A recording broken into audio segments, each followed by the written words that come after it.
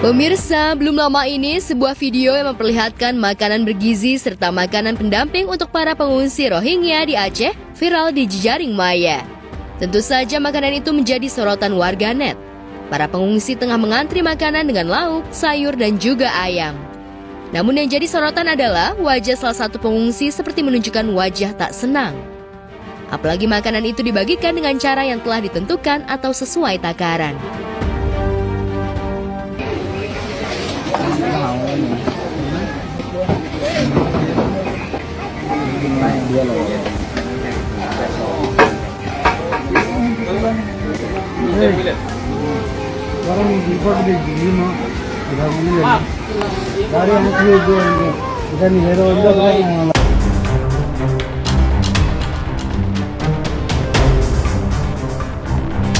Tak sampai di situ, terlihat juga makanan pendamping untuk anak-anak pengungsi Rohingya telah disiapkan dan nantinya akan dibagikan.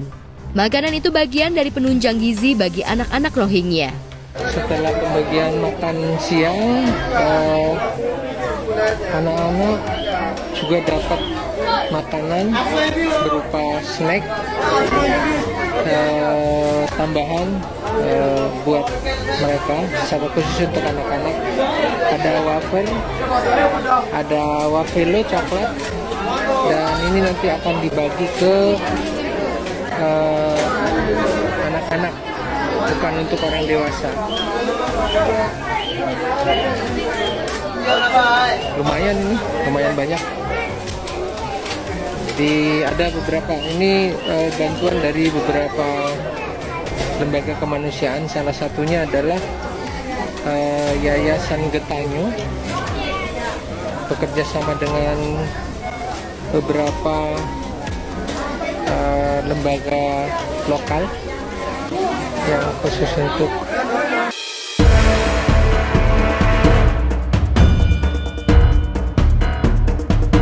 Melihat begitu lezat dan bergizinya makanan untuk pengungsi Rohingya yang dinilai tak tahu terima kasih, warganet langsung membandingkan dengan makanan stunting untuk anak-anak Indonesia yang kurang gizi.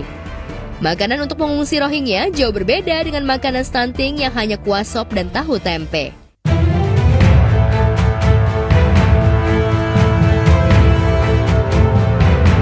Ya, imigran asal Myanmar dari etnis Rohingya yang mendamparkan diri di pantai Ujong Blang, Lok Semawe, Aceh, telah direlokasi ke kamp pengungsian dalam kompleks Balai Latihan Kerja atau BLK itu memang membuat geram warganet. Meski telah diberi tempat untuk menetap sementara dan diberi makanan oleh warga Aceh, para pengungsi tersebut mengeluh lantaran porsi makan yang diberikan kepada mereka terlalu sedikit. Tentu saja, keluhan soal makanan dengan porsi sedikit itu pun viral. apa? What happened? Tidak cukup? Tidak cukup. Ini sedikit? Hah? Terlalu sedikit. Oh. Kayaknya mereka kurang puas karena terlalu sedikit katanya.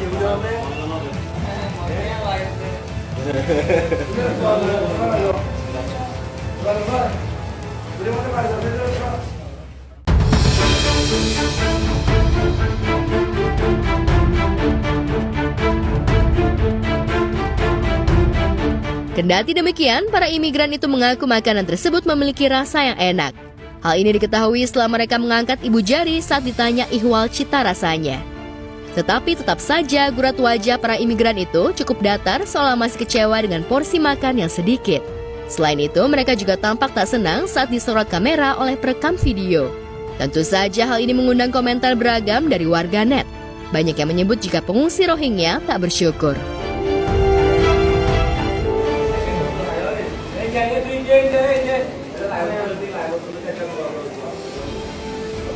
Enak? Nice? Enak? Oke. Wajar jika warga Aceh sempat menolak para pengungsi Rohingya itu menginjakan kaki ke tanah Rencong lantaran perilakunya kurang baik serta tak pernah mau mengikuti adat atau hukum yang berlaku di Aceh. secara kemanusiaan kami akan membantu semampu kami untuk memberikan berupa bantuan seadanya. Dalam hal untuk penerimaan kami dari warga Kampung Imleh, saya selaku kecil menolak keras. Ini kami ingatkan kepada yang berwenang, kepada yang memang punya kapasitas agar segera mengevakuasi seluruh pengungsi-pengungsi yang berada dalam wilayah kerja kami.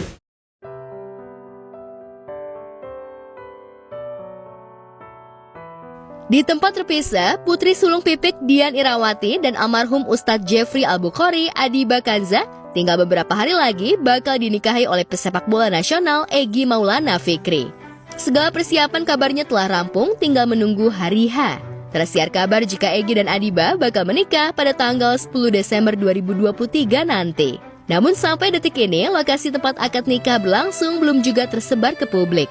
Pun dengan paman Adiba, Fajar Sidik yang ditemui tim Gosport masih merahasiakan. Ya, kurang tahu juga saya pastinya. Insya Allah persiapannya ya tinggal nunggu waktunya aja. Doanya biar lancar, biar sukses semua.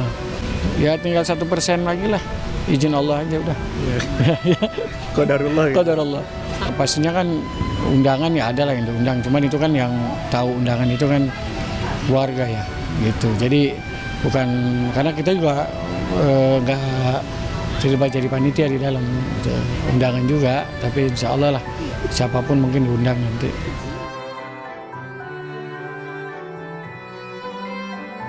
Meski tak terlibat dalam kemanitiaan pernikahan keponakan, namun Fajar siap untuk hadir dan diminta untuk menjadi saksi nikah dari pihak Adiba.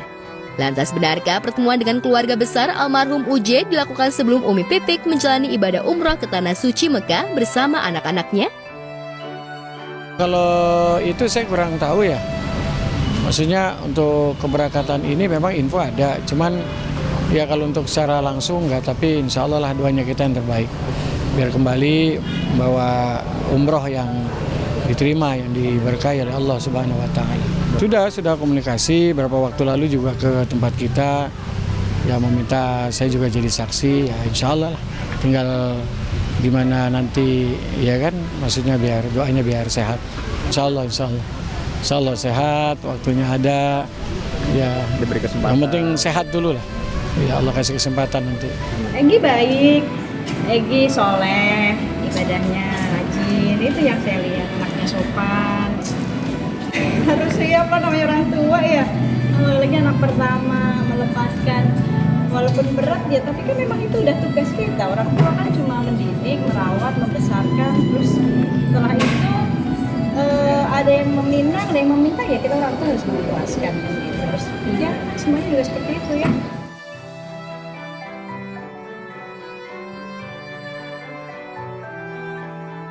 Lantas tahukah Fajar Sidik soal konsep yang bakal digunakan Adiba dan Egy dalam pernikahan mereka? Benarkah keluarga besar almarhum UJ sama sekali tak dilibatkan dalam menentukan konsep pernikahan? Ya kalau konsep kan ya seperti umumnya aja ya, acara-acara pernikahan gitu. Kurang tahu ya, saya memang saya nggak dilibatkan dalam kepanitiaan, jadi kurang ngerti hal itu. Cuman infonya terakhir memang ya persiapan sudah hampir seluruhnya, itu aja sih. Ya persiapannya udah, alhamdulillah. Ya tinggal ini aja sih, apa namanya, apa ya? Ya kalau persiapan ya sudahlah, itu sudah berapa persen lah pokoknya gitu, sudah alhamdulillah. Tinggal ya doain aja biar lancar semuanya. Nanya konsepnya seperti apa, kebetulan kan yang nikah bukan kita ya, yang nikah kan dia, jadi aku hanya ngerjain bajunya aja gitu. Tapi ya aku berharap baju yang aku buat sesuai dengan ekspektasi, sesuai dengan dekornya, sesuai dengan impian Adiba. Warnanya tunggu aja ya, karena buat aku sebagai si pembuat baju kayaknya Pak Mali kalau bercerita terlalu banyak ngelebihin dari pengantinnya. Aku bikinin kedua orang tua, Umi sama Besan sama Adiba aja. Jadi 3 baju yang aku buat.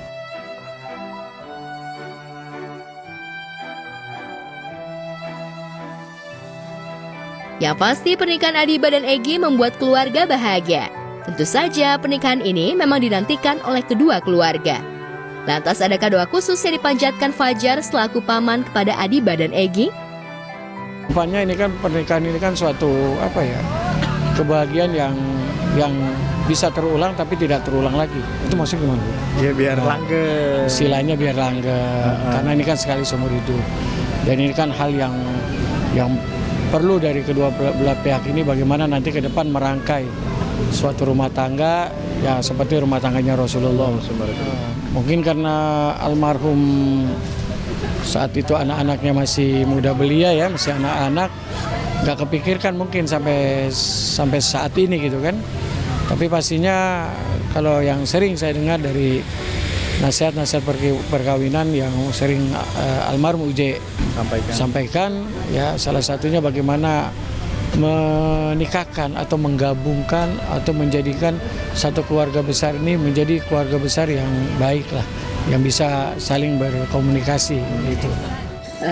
Menikah itu ibadah yang sangat panjang ya, jadi ya wejangan-wejangan yang kalau suami belum harus istri terlebih dulu yang bangun, jangan keduluan suami, yang kayak gitu, terus masak segala. Enggak, kamu sebagai seorang istri yang akan dibimbing sama suami, misalkan suami minta kamu di rumah ya di rumah, itu yang harus dipersiapkan gitu kan. Anak-anak saya setelah menikah dia harus meninggalkan rumah saya, bukan ngusir tapi untuk menjaga, memberikan kebaikan. Mau dia ngontrak kek, mau rumahnya kecil nggak apa-apa, yang terpenting mereka berpisah gitu. Mereka satu rumah, nggak ada ikut campur siapapun, mertua nggak ikut campur, orang tua nggak ikut campur, jadi ya benar-benar mereka mandiri gitu.